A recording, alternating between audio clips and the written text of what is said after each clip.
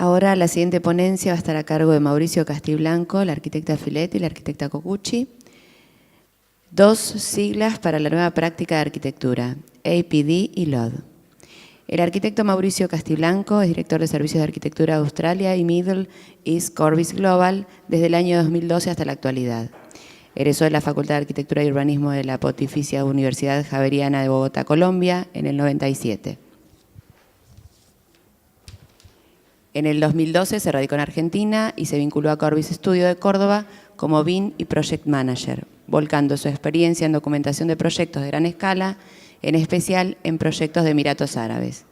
En el año 2014 asume la dirección de los servicios de arquitectura y se radica en Buenos Aires. La arquitecta Jimena Filet egresa de la Facultad de Arquitectura, Urbanismo y Diseño de la Universidad Nacional de Córdoba en el año 2002.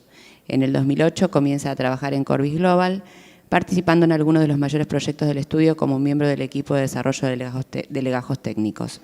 Sus áreas de especialización incluyen el apoyo técnico en el desarrollo de la documentación.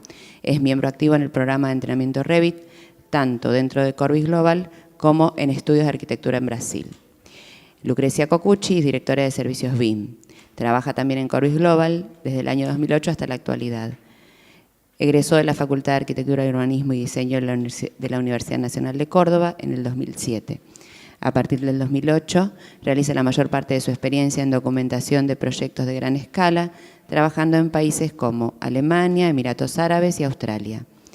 En el año 2012, comienza a indagar en aspectos más teóricos de BIM y a elaborar protocolos de trabajo que luego se implementarán tanto en Corbis Global como en algunos estudios de arquitectura de Brasil y Estados Unidos.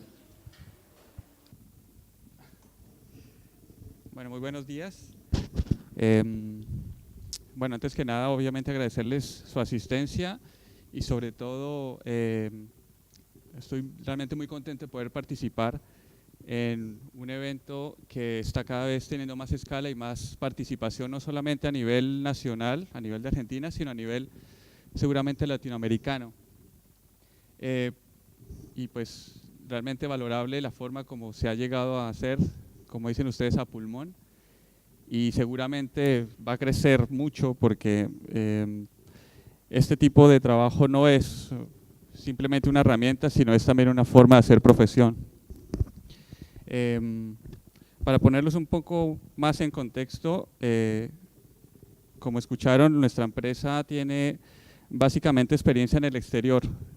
Empezó hace cerca de unos 15 años a hacerle soporte de arquitectura, básicamente en drafting para AutoCAD.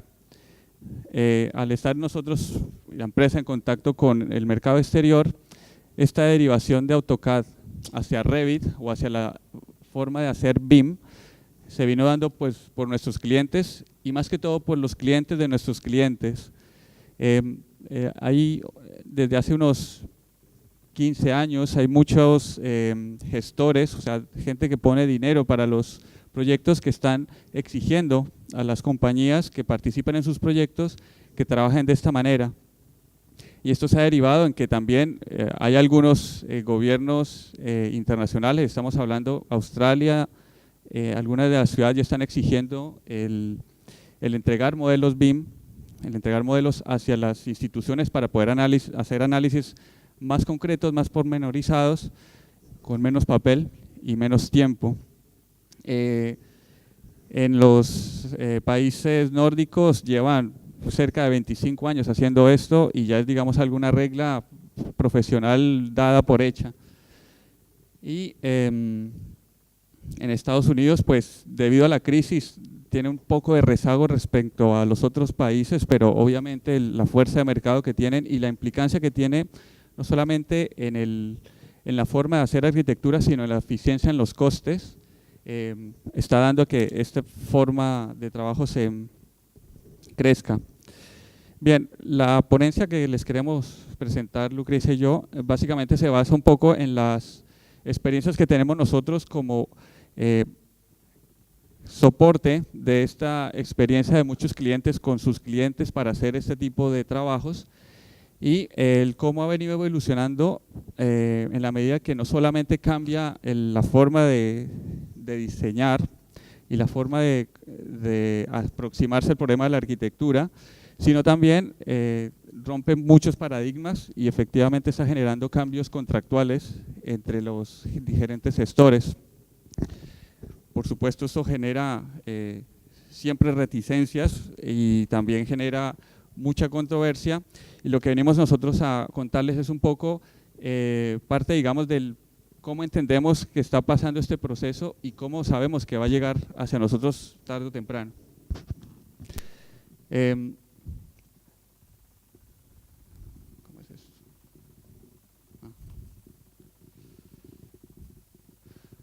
Bueno, ustedes ya, los que han participado en estos forums, seguramente han escuchado mucho y ya entienden un poco más lo que es el IPD. Vuelvo a hacer un pequeño comentario, o sea, básicamente el IPD, como se puede entender, es un cambio paradigmático efectivamente en cómo se hacen los proyectos. Hay una responsabilidad compartida de todos los agentes. Esto no es nuevo, o sea, esto no es ni siquiera viene de la industria de la construcción. O sea, los procesos de metodología compartida vienen de tecnologías mucho más avanzadas, como la aviación, la automovilística, y por eso vemos que los procesos tecnológicos y los avances son mucho más rápidos. A la construcción siempre se le ha dado, digamos, el papel de ser la industria más retrasada y por supuesto la que tiene más impacto en el ambiente en este sentido. Y es por eso que el IPD prácticamente se está imponiendo como una responsabilidad social del haber arquitectónico para ser más eficientes construyendo. Si ustedes investigan un poco de las certificaciones medioambientales, por ejemplo LEED, por ejemplo BREEAM en el Reino Unido, el IPD es casi un requisito para poder hacer un proyecto que realmente sea eficiente. O sea, si no hay una colaboración y una responsabilidad, no solamente del arquitecto, sino del usuario, del quien va a mantenerlo, del ingeniero mecánico, del que define la fachada, no hay realmente una eficiencia. O sea, todos los puntos se tienen que considerar y todos son responsables de todo para que funcione bien. Entonces, el IPD, obviamente, como les comentaba, es un paradigma y cambia mucho la relación contractual, no solo del arquitecto con su cliente, sino de todos con él y con el usuario final. Se involucra directamente desde el principio. Entonces podemos decir que el IPD, digamos, es la sigla de la eficiencia en la construcción que debemos alcanzar. Hay países donde están mucho más avanzados, hay proyectos en los que tenemos la fortuna de participar que tienen este tipo de consideraciones y se nota realmente que las decisiones son mucho más pensadas y más eficientes. El LOD, Lucrecia les va a explicar un poco más las cuestiones que han pasado para considerar qué significa un LOD para el oficio de ser un modelador de proyectos de arquitectura, pero el LOD, digamos, que identifica esa herramienta que materializa el IPD. O sea, cuando se toman decisiones en una sola mesa, está claro que todo tiene que, para que sea eficiente también, todo tiene que ir a un solo modelo, a un solo contenedor. El modelo BIM lo que integra es básicamente todas las decisiones y todas las intenciones que tienen los gestores y los participantes en un proyecto. Pongámonos a pensar que la forma de aproximarse a un proyecto de arquitectura de las distintas personas que participan en él es completamente distinto. O sea, no es lo mismo lo que piensa de una casa un ingeniero mecánico, que el dueño, que el usuario, que el que lo va a vender, que el arquitecto, la persona que lo va a mantener o el que lo va a construir. Y todas estas posiciones y todas estas expectativas son las que se están plasmando en un modelo. Y este modelo empieza a ser cada vez más complejo. Y por supuesto, esto implica que el oficio de ser soporte y de estar dentro de ese procedimiento se vuelve más complejo y más tecnificado. O sea, la gente que está participando en un proceso IPD espera que su modelo le entregue, por ejemplo, áreas para poder saber cuánto va a vender, que le entregue también un renderizado para poder vender su proyecto a los clientes, que le entregue los volúmenes de áreas, de volúmenes de espacios que necesita refrigerar, que le entregue qué tipo de equipamiento va a tener y qué tipo de mantenimiento va a tener y qué protocolos va a tener. Todo eso se está empezando a exigir en los modelos Revit, y esto lo están sintiendo obviamente los vendors, las personas que hacen estos softwares.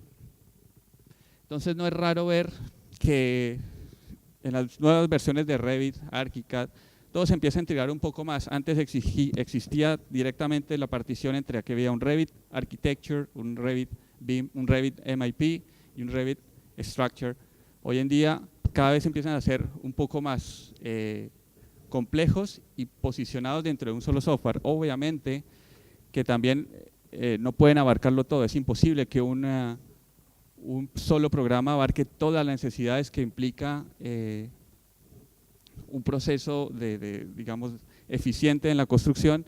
Entonces también se están gestando y se están promocionando cada vez más procesos de integración entre los software distintos que se utilizan dentro del ciclo de vida del proyecto. Es por eso que no sé si han escuchado ustedes hablar del IFC, o sea, el Industrial Foundation Classes, que no es más otra cosa en la exigencia o en la recomendación más bien de que cada software exporte un modelo y ese modelo sea compatible con todos los software disponibles para hacer cualquier tipo de procedimiento, de análisis energético, de análisis de mantenimiento. Y por supuesto, otras de las grandes, digamos, derivaciones de necesidad de esta integración de oficios es el COBI, que es una iniciativa que es básicamente integración en los modelos de la parte de mantenimiento, de la parte de gestión, digamos, post-construcción, para que sea, digamos, la derivación del proyecto construido a las personas que lo mantienen un poco más amigable. O sea, hoy en día se entregan los proyectos y se entregan prácticamente salones llenos de papel y nunca se sabe exactamente qué se necesita para mantenerlo, qué se compró, quién lo compró y a quién hay que pedirle los repuestos. COBI lo que entrega utiliza el modelo y lo que hace es ordenar absolutamente todo y entregar algo mucho más eficiente. Entonces, estamos hablando de que el Revit, los modelos, todo lo que estamos generando son maquetas virtuales prácticamente uno a uno, en el sentido que casi que funcionan como el elemento real. Y también, como hablaban al inicio, el arquitecto, es un elemento de coordinación de oficios. O sea, ahí es donde está, digamos, el gran impulso que tiene este proceso BIM, porque la coordinación cuesta dinero y la coordinación cuesta menos dinero si se hace durante el proceso de diseño más que en la obra de tener que ir a demoler y comprar de nuevo cosas que estaban previstas y que ya no son así. Es por eso que, digamos, el impulso que tiene el BIM es básicamente dinero, como todo, y básicamente dado por la coordinación de todas estas fuerzas que integran, digamos, el proceso de una edificación. Bien, para nosotros el oficio que estamos haciendo provoca, digamos, siempre la necesidad de preguntarles a nuestros clientes, y ellos le preguntan a sus clientes, porque realmente, como les digo, el que gestiona esto es la gente que tiene el dinero para invertir, es ¿para qué vas a usar el BIM? ¿Para qué vas a usar tu modelo? Los BIM uses es algo que siempre que ustedes ahora mismo o en el futuro se vayan a sentar a hacer un modelo, tienen que pensar. O sea, no es lo mismo empezar a hacer un modelo para documentar o para hacer una estrategia simplemente de saber de inversión, cuánto vamos a necesitar, cuántos metros cuadrados, la caja normativa nos permite hasta cuánto áreas útiles, sino también tener claramente de sentado desde el principio este modelo, para qué se va a necesitar. Los usos obviamente entenderán que son muchísimos. Ahora mismo el uso que más se está dando es de documentación, o sea, los arquitectos nos entregan a nosotros un modelo para que les generemos la documentación, pero están llegando nuevos usos que los inclusive los mismos software de BIM, están ofreciéndole al mercado, que son la coordinación, que son generar los planos as built, que son generar los modelos para coordinarse con software de facility management, o sea, de mantenimiento, y eso genera que el sentarse a modelar sea distinto y tenemos que tener conciencias distintas. De todos modos, ¿a qué se va a llegar en el mercado? Que siempre que nos sentemos a hacer un modelo, pensemos en que se va a utilizar en todo el ciclo de vida del proyecto, y eso, como les digo, es más complejo de lo que creemos, no es simplemente sentarnos a modelar y hacer que lo que aparezca ahí se parezca al diseño que estamos pensando.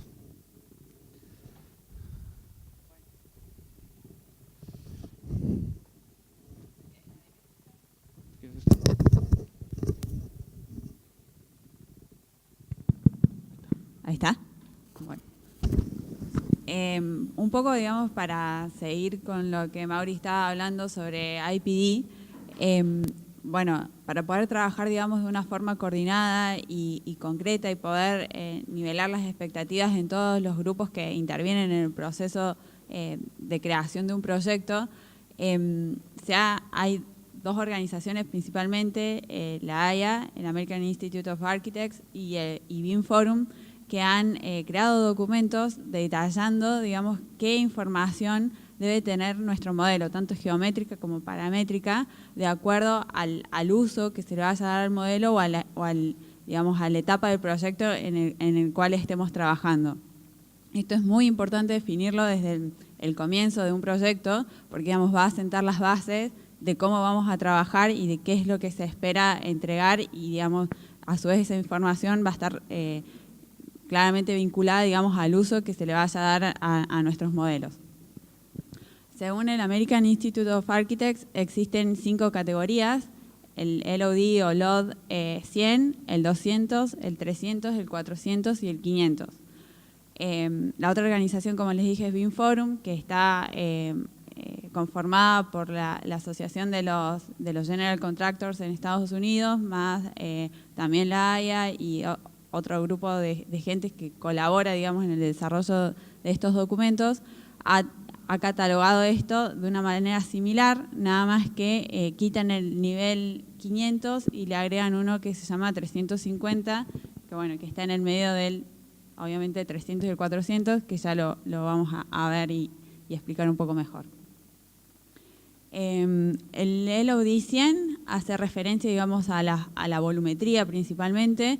Se usa generalmente para una etapa de diseño conceptual, en el cual se pueden sacar áreas, volúmenes, se puede localizar el proyecto y sirve principalmente para hacer un análisis de sitio y un análisis de impacto ambiental. Pero son, como ven en la figura, digamos, son formas geométricas sumamente simples, prácticamente sin materiales, sin demasiada definición.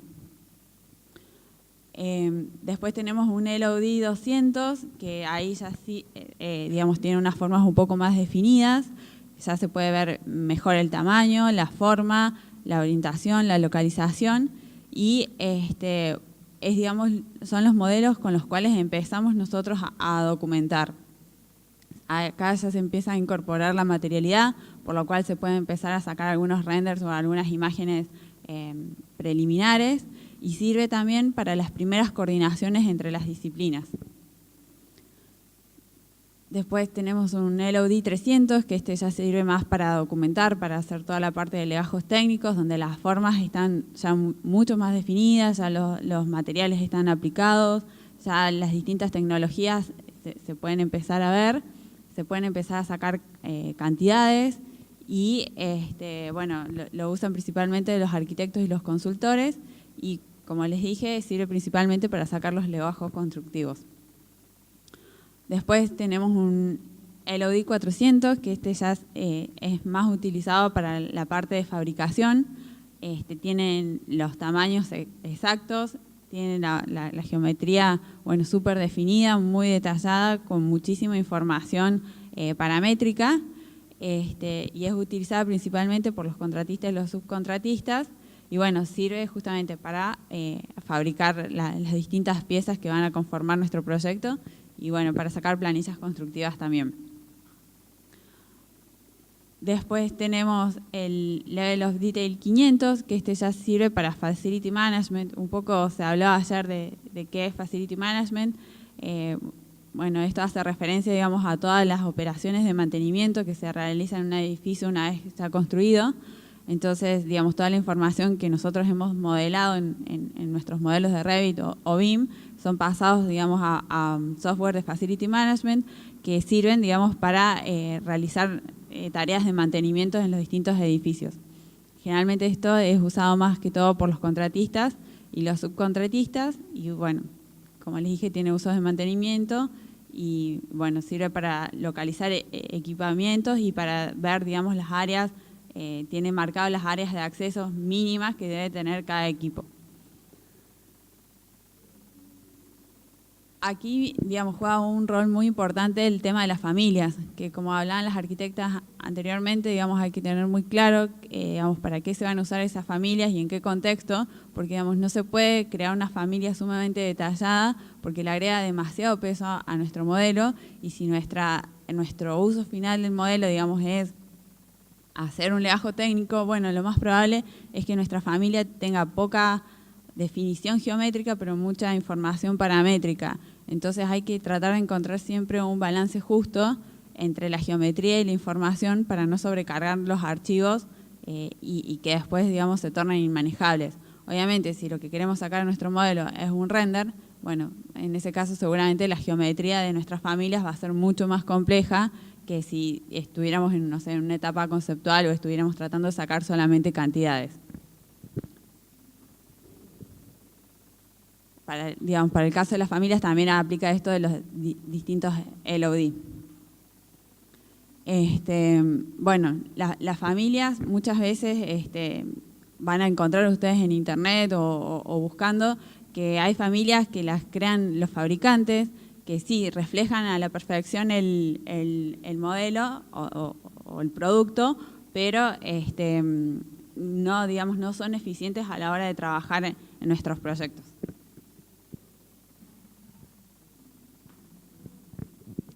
Bueno, de acuerdo a lo que explicaba Lucrecia, básicamente no entendamos necesariamente que es una de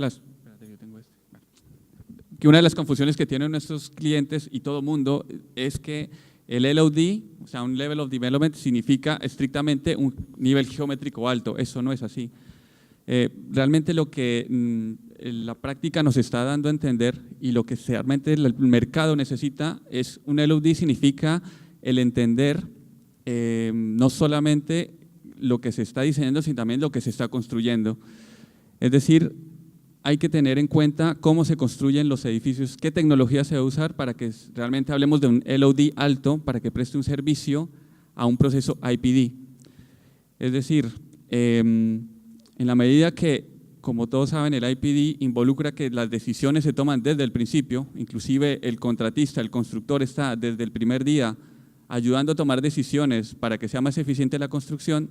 Esas decisiones y ese tipo de tecnologías que se han tomado para cuadrar precios y cuadrar eficiencias se tienen que tomar en cuenta para hacer un modelo que realmente sea participativo y que tenga un LOD alto y que sea útil para lo que se requiere en el futuro. Es por eso que las plataformas como Revit han involucrado un poco más funciones y más, digamos, son más conscientes de lo que se construye, no solamente la geometría.